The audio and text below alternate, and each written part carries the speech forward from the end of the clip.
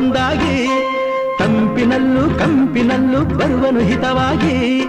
ಸಂತಸದಲ್ಲಿ ಸಂಭ್ರಮದಲ್ಲಿ ಮಕ್ಕಳ ನಗುವಾಗಿ ನಗುತ್ತಾ ನಗುತ್ತಾ ಬಾಳು ನೀನು 100 ವರ್ಷ